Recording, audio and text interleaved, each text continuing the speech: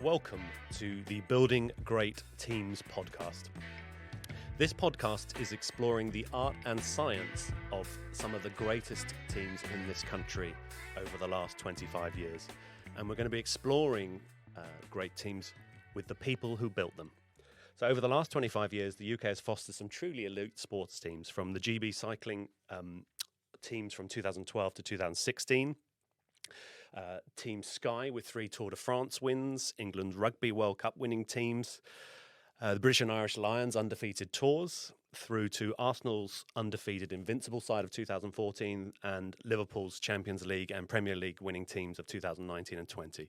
So we wanted to talk to the people involved, the players, the coaches, and really get under the skin of those teams and try and find what was it that made them successful. When did people know in the group that they were going to be successful, and try to present to the public a bit more in-depth insight into how those teams came together so that they can be replicated in other domains.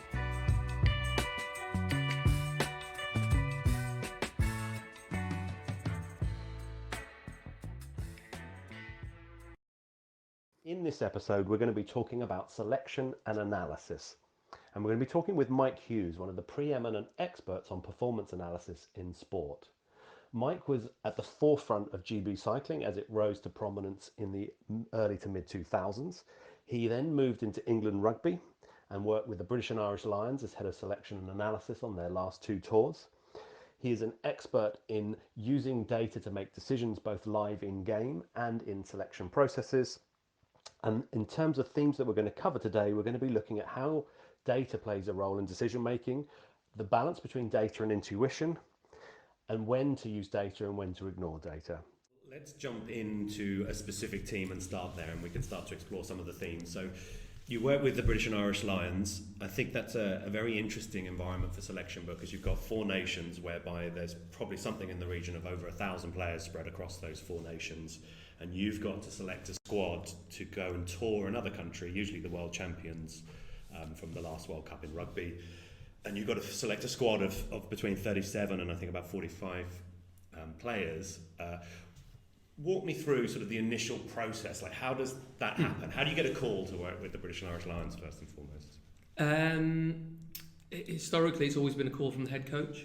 And, you know, the head coach and the coaching team have a big influence on the staff that tour, and you usually find that units within the coaching or performance group are sort of kept together from tour to tour and nation to nation, just because you have so little time to get up to speed, understand each other's working practices, understand the players, implement a game plan, that having people within units within the team can really sort of shortcut that. So, you know, very often the head coach will work with an analyst that he's familiar with and comfortable with and has worked with previously. You very much try to align, you know, the defence coach with an analyst that he's worked with on defence before, same with attack, same with set piece, to try and shortcut those things. So it's usually sort of handpicked. It's not a role that you sort of apply for per se. So it's very much built on the relationships that already pre-exist within the home nations. So the coaching team that's selected then has a big influence on the performance team that supports that. When's the first point where you discuss which players are going to be on tour, and how much does it relate to the game plan, and how much does it relate to, well, we've got a limited amount of time, so let's get units? Selection happens post Six Nations, right? So it's such a tight window, and like I said, it doesn't need to be this pressurised, but it is. So I think, you know, a lot more planning could be done in advance to relieve the pressure. Selection meetings start happening in the weeks after the Six Nations. Who's in a selection meeting? It will be head coach, all the unit coaches, usually the tour manager, and then the analysts, and sometimes the head of strength and conditioning as well. Where would that typically happen? I've got in my head a giant chateau in France, lots of wine. Funnily enough, that did happen. Did it really? That did happen once. Yeah. And was selection better as a result of that? Oh, absolutely. Yeah. What doesn't red wine make better? Better decisions faster. So yeah, we've had it in many places. Sometimes in hotels, Scion Park, Penny Hill Park, and once it was in a chateau in Perpignan. After everybody got sort of flown out on a private jet, which was glorious. That was glorious. Had you done the selection on the plane? And then it was just, let's relax from here. Let's sit by the pool and kick back. Just randomly selected 37 players. Let's get out of that's here. fine. We're all happy with it. So let's do that one then, because that sounds like quite a fun sort of scenario. You arrive in at the chateau. You get transferred to the chateau. There's a group of what, 10 of you? It must have been 10 or 12 of us maybe. So we got there. What's the first meeting? Is it structured, or is it just like, we'll have a coffee, what are we doing here? First meeting was a few beers and dinner. Right. And then sort of the formalised meeting started the next day. So in terms of the formalised stuff, once everybody was up and about, it sort of took the form of, going through the sort of schedule for the tour, understanding the demands, some of the travel, the opposition, going through some of that information, some of that data, some of that preparation. So that's sort of setting the context for what you want to It's select, about or to how you're going to play, and who's going to play. Yeah. So then that was sort of very high level, setting the scene in terms of this is the tour, hotels, travel, training venues, etc. Then obviously some of the work on in terms of the test matches, and it all boils down to the test matches. Yes, all the preparation games are important. Yes, the midweek games are important, absolutely. But no one remembers anything other than the test match scores. And you've always got to remember that. Well, just on that, I mean, perhaps this isn't so easy to understand for non-rugby aficionados, but I think for those in rugby, there's lots of different philosophies around the relationship between the midweek game and the test match. Almost, I believe one coach had two teams, basically, one for the midweek and one for we won't name names, because I don't think that was a tour that went so well. What's the kind of expectation? Because presumably of 37 to 41 people who are coming together as a playing team, not all of them are going to get much game time. Some might just be sitting there as... Particularly towards the end of the tour. Yeah. Everyone will have an opportunity in the first couple of weeks of tour, that first 4 to 6 matches. Everyone will be given, hopefully, injury permitting, ample opportunity to perform and show what they can do. But after the first test is usually sort of match 7. So once you're into the first test and that test team's selected, you then know whether you're likely to then get in the test team again, or you're more in the midweek sort of group, and that isn't easy to manage. Particularly for a group of players who are very used to getting selected every week. Yeah, they're the best in their nation. They've probably never been dropped for their club size, they've never been dropped for their international side. And in Australia for that, the third test in 2013, that was the first time Brian O'Driscoll had ever been dropped for any match ever in his life. Well, that's...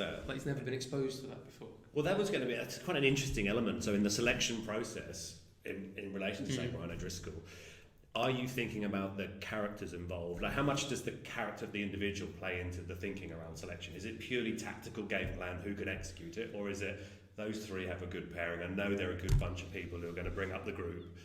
There's many factors that you try to capture to inform the decision. Yes, there's the objective performance data that we hopefully collect in a manner that is reflective of the game model, and it's absolutely critical. I believe that the data that you're collecting reflects the tactical model and plays that back to the coaching group so they can understand who's contributing positively to it and who isn't, because that is, that's the performance that they want to get out of the players at the weekend. There's no point just having generic data that doesn't really inform you of anything. And so much of the data that you see within media outlets, newspapers, Sky Sports, things like that, is just generic, bland data like number of passes, number of kicks. The players who also contribute to the organisation of the team, the players who contribute to the, essentially almost like the coaching of the team on the pitch, because with the best will in the world, no coaching team, no performance team can be out there playing for them. It's up to those players to be able to self-manage and manage the other players in the team, and the players that are able to do that, that is a huge skill set and a huge factor in terms of whether they're selected or not. It's not just, we try to be as objective as possible, but there is always an element of subjectivity with selection. And I don't think we should shy away from that. You want to deal with people, right? Yeah, exactly. So you need to have that balance of good, objective data that you've collected in a valid and consistent manner, and all the stuff that we preach over a long period of time, so you can compare performance and monitor trends and track form and all that good stuff that we want to do. But there's also, the intangibles that they bring, and also coaching intuition, the gut feel, their ability to innately understand what a performance or a player or a team needs at any given time, because they've watched these patterns of play out so many times over and over again. Yeah. They innately know, without even maybe being able to articulate why, but they know what that performance, and we never want to lose that, because that's built on 30 years of experience.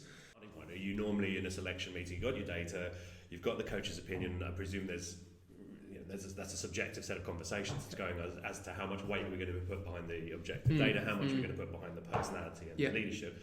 But do you typically find there is we need the leadership core is what we're going to select first, and then we build the player group out from that, or is it? Yeah, is it mixed in different environments? It's different.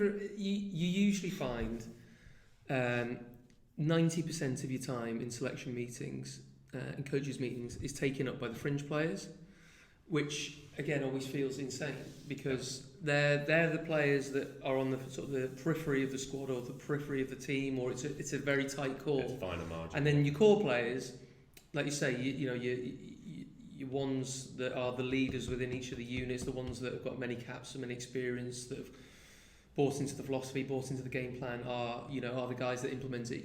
Like, you don't actually spend that much time discussing them, because they're usually the ones delivering week in, week out. And then the majority of the time is taken up with the fringe players, which again just seems a bit arse about face, that in terms of your best players, you don't actually speak about that much. So like one thing that we used to do with England, we'd have a call on a Monday, the analysts and the coaches, to go through the players at the weekend and just discuss where the squad selection was currently, whether the weekend affected anyone's thinking, any injuries, any red flags, anything that people picked up on. I remember we were on one call, and the way we used to structure it was we wouldn't send the data to the coaches until after this call, because we didn't want it to taint. To taint everybody. Exactly. So we were talking through players, and I remember one of the coaches talking about Chris Robshaw and saying, Robbo had a quiet game in the weekend, ball in hand, hardly touched it, hardly got involved, not many clear outs, really sort of disappointing. And then, we had a look at the data, and it was actually, Quinn's only had the ball for 25% of that game. So he actually had no opportunities to carry, he had no opportunities to influence the game in attack. However, defensively, he made 32 tackles, he got 2 turnovers, and had 10 positive involvements or breakdowns. They were like, oh right, okay, yeah, actually I was probably a little bit harsh on him. Well, that's a really interesting point, in that you've been doing this for a while now, and presumably when you started and data was perhaps, and objective data was perhaps less at the forefront of decision making. I know from our conversations in the past that you probably had coaches who've been in their job and scouts who've been in their jobs for decades, and the idea of having some pimply kid, which you must have been once, right? I mean, that cleared up years ago. That was just a cream. I can't believe you brought that up. I don't know why I raised that. I'm so sorry.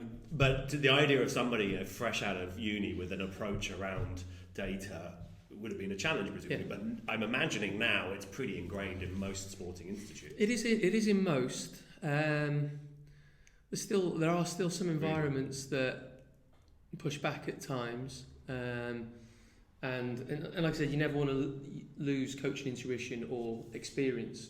People have been in sports for a long time and have that really deep rooted knowledge of the sport. You never want to lose that. There are some that still bristle, like you say, at the fact of data spoiling it, or data taking the passion out of it, or the intuition out of it, or whatever. And like I said, we're never trying to do that. We're never trying to replace some of that subjective feel, and feel is hugely important. And players that understand the feel of a game, and again coaches that understand the feel of a game, and what's needed at that moment in time, is absolutely invaluable and very, very hard to measure, and then links into decision making, and players make good decisions versus ones that don't always make the right decision. starts to get very sort of complex and very, very difficult to capture objectively. One of the bits that we haven't touched much on is the player involvement and the player acceptance of data. Have you had scenarios, whether it be in cycling, whereby you're introducing data into the picture, and I suppose you've got video, so we can think of that as quite objective, where you have to convince the player that this has been an objective process and here's the support material. I remember in the build-up to the Beijing Olympics, we had 6 elite team pursuit riders, but we could only take 5.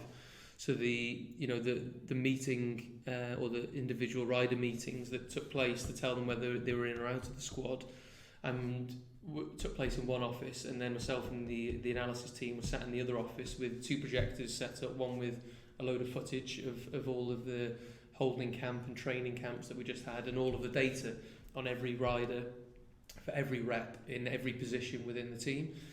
So then if any of the riders challenged the news that they were given around Olympic selection, they were then brought into our office to go through the data, to show the evidence, to give them the rationale and the reasoning behind it.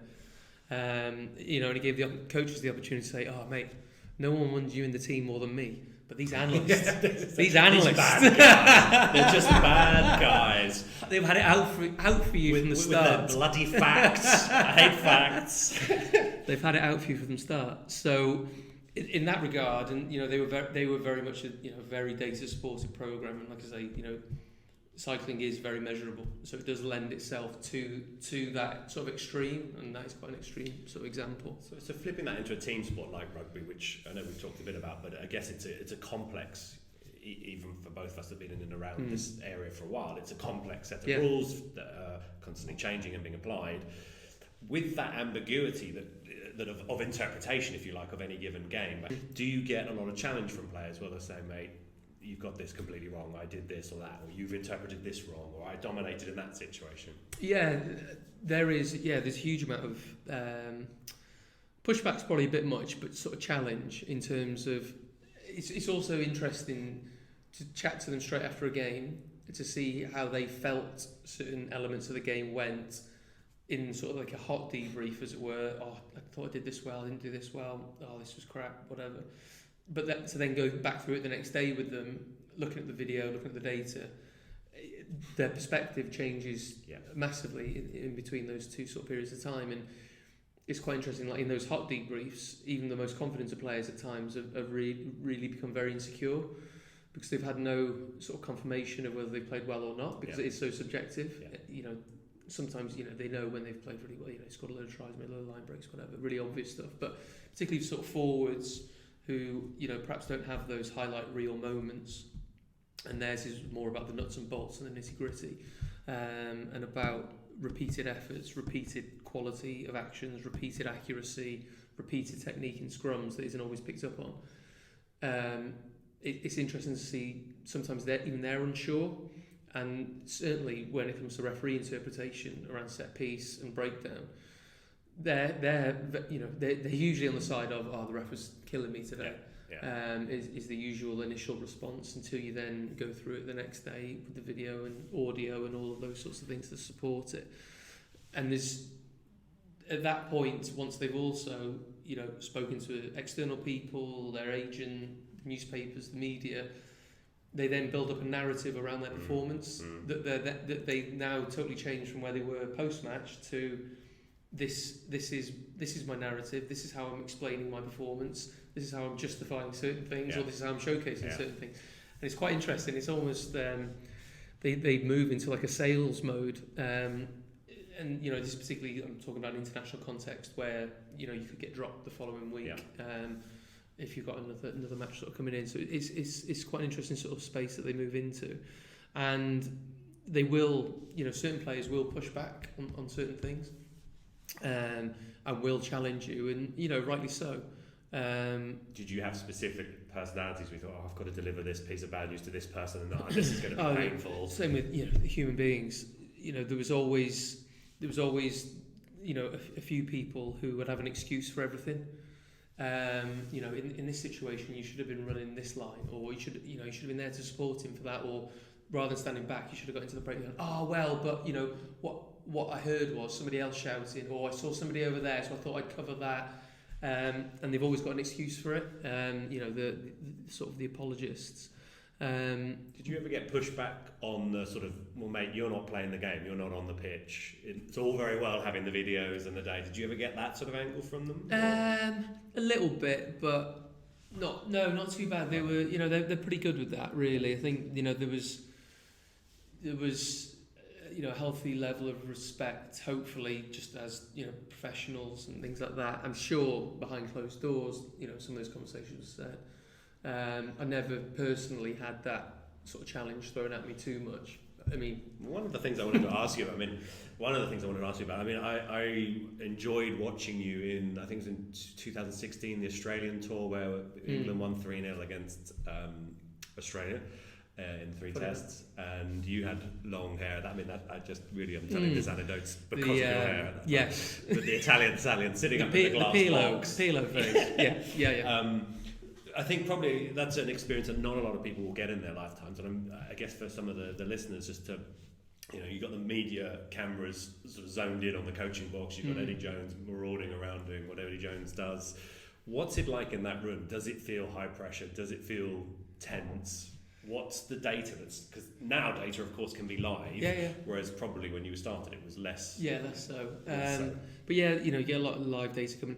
The feel of the room, massively varies depending on the coaching team. And so if we zoned in on that one, what did it feel like then? That was not a fun place to be. That was not a relaxed place to be. Myself and a couple of assistant coaches would be up there a bit earlier, getting everything ready, making sure everything was in place. Yeah, we'd have the live audio coming in from the referees. We'd have the live data coming in from our guys collecting the data and third party. We'd have multiple video angles. We'd have it up on screen.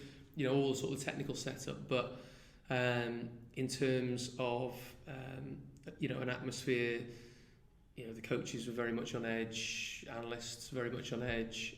Because was that the first tour for Eddie Jones, or was it like a marker moment against his home nation? Yeah, and it was during that period of 18 wins in a row. Yeah, someone's not correct. That hugely, 17, 18 in a row. That hugely successful period when he first started, and so every test match is important. Every international match, because there's so few of them. Go on. And I was just going to say, you only get 10 to 12 matches a year, so people are like, oh, what do you do the rest of the time? So you only get sort of 10 or 12 performances. So everyone is hugely important. And everyone has got its own, like you just said, its own context and its own story around it. So, Australia's 2016 story around Eddie Jones returning home, England head coach. How could he go and coach England? Used to coach Australia, coming over. England haven't won a tour over there for 20, 30 years. This whole narrative, and that shapes the performance in each of the tests and in each of the grounds that you play in. It's different. And what you tend to lose as an analyst, because we want big data, whatever that means. You don't get big data in elite sport because you're dealing with the outliers, you're dealing with the thinnest end of the wedge. And so you don't have big data because you have 10 performances a year, Christ. So what we want to do as analysts is then cram as many matches together as we can to build up our data set, to give us some confidence in terms of what we're playing back. We want to do max, mins, averages, standard deviations, all that sort of shit. And we feel better for that because we're analysts, that's what we should be doing. But by doing that, you then lose the value of each individual performance, and contextually, they're all so different.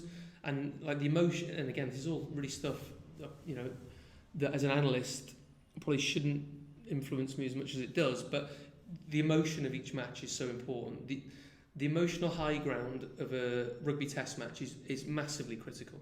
So I remember I can't remember what year it was, 2013 or 2014.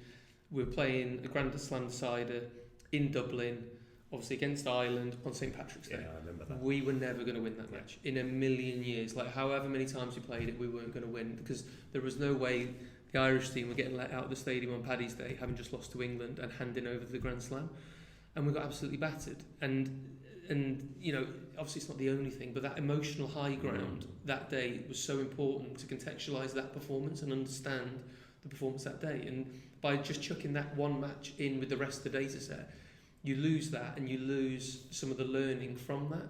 So I think as an analyst, obviously it's important doing all of the statistical techniques and getting everything in a database and all that. but it's also really important to look at each performance individually and take the learning and knowledge from that particular performance, given the context around it. And particularly within rugby, that emotional high ground of, is the coach under pressure? Are we returning back to where someone's coached previously? Are they on a 5-game winning streak? Are they going for the Grand Slam? Have they just lost the last 4 home games? Whatever that is, you got battered by them the year before, you owe them one, someone said something in the press, someone didn't. All of that matters, and you lose that with some of the analyses that we deliver, and it's important, I think, to reflect on each performance in isolation at times. So there's a moment, I mean, I will perhaps just ask you about this, and we'll sort of start to wrap this up in a few minutes, but there was a moment, I believe it was Luther Burrell in the first half was pulled, substituted, 20 odd minutes in maybe, and there were a couple of sort of defensive positioning errors, I think, that not necessarily a lay person could see, but somebody involved in rugby. But what was that moment like? Why was that, not necessarily why was that call made, but what was the sequence of up to that decision? How did data play into that, or was that just purely Eddie Jones didn't like what he saw, something was niggling him and he No, it was a combination of data, video and what they were seeing. So we conceded a number of line breaks, and we were also conceded not just line breaks, but we were very soft on the edges defensively and conceding a lot of yards. So, you know, obviously we had the data coming through in terms of meters made, line breaks, tackles, you know, all that, missed tackles, that sort of thing. So that data was coming through, aligned with the video of, you know, every starter play at the minute. We're either conceding a line break or conceding huge territory because of our defensive setup and the way that we're setting up, and the misalignment in our defensive system, and it was it was a systematic thing that was letting us down, and there wasn't that connection and coordination across the team. And you know, so much of this is about not necessarily who's got the best game plan, it's which team buys into the game plan that they've got. You know, no one's got the ultimate game plan. There is no right or wrong way to do it. You know, you've seen the All Blacks do it certain ways, Saracens do it certain ways, Exeter, Ireland now. You know, everyone plays differently, and there's no right or wrong way. It's just finding a way that everybody believes in and everybody buys into, and that's the battle. And what we were seeing was, for whatever reason, there was a lack of connection in our defensive system, and from the data, the video, and the coach's intuition, it was identified at that point that it was believed that Luther was causing some of that disconnection, and we thought that making a change in that position would help with the connection and to realign our defence and get back to the system that had been working for the previous games. So in that moment, who's making the calls? Is it you saying, look, I'm seeing something here? I mean, it's obvious the line breaks were happening, and it's not obvious, but it was clear there was some yardage being lost. Yeah, so the defence coach was sat there, he wanted to see certain clips, watch stuff back, give me the data, give me the video. He would look at it, because Eddie had sort of said what's going on. Paul Gustard then looked into it in more detail. I think Luther's making poor reads, and then Eddie always had the final call on any substitution. Because he's obviously a strong personality, and I guess some coaches might shy away from making a change for, you know, you're going to affect the confidence of the individual. It's quite rare beyond an injury to make a change in the first half, right? Yeah, absolutely. But in that moment, it was a decisive call. Very. So that's the personality. So yeah, Eddie asked for a diagnosis of what was going on, why are we getting cut, why are we conceding so much ground. The diagnosis from the defence coach with the data from the video was that was the issue. That was fed back to Eddie, and then he made the call, and then that was it. That was the sort of the OODA loop, as it were. So, sort of bringing this background to selection to finish off, in your view, what is there a sort of model or framework of individual skills versus personality? Is there a sort of a template you typically work to, or do you find that every team is different and every coaching approach is different in selection? Unfortunately, the latter. If we had the former, then you know we could just cut and paste. I've seen your work. That's what you do. Control C, Control V. I've left Ireland Rugby Football Club on here. Just cut that up with England. Unfortunately, I totally believe it's the latter, and every environment is completely different, even within the same sport. You know, as I said sort of previously, you know, how they operate philosophically, how they treat each other. Culturally, how they operate, how they want to use data, how they want to use video, how they support things. You've got to make sure that what you're delivering is bespoke to their needs and reflects their vision, their mission, and all of those sorts of things that you need to have in place for your strategic plan, and also, your vision for your organisation. Thank you so much for spending some time. We've No, covered thank you. selection a little bit and then a lot of rambling Waffle. on different areas. But I absolutely love it. I could spend hours talking to you, and indeed will be later in the pub. Wonderful. So thank you very much again, and No, thank you. see you. Beers are next on you. time. Cheers.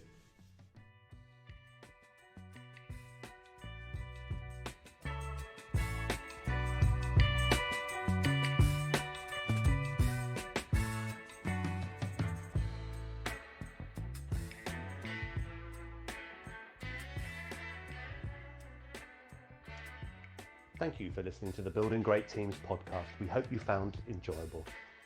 In this episode, we covered selection and analysis with Mike Hughes, looking at themes of the use of data in decision making, when to use data, and the role of data versus intuition.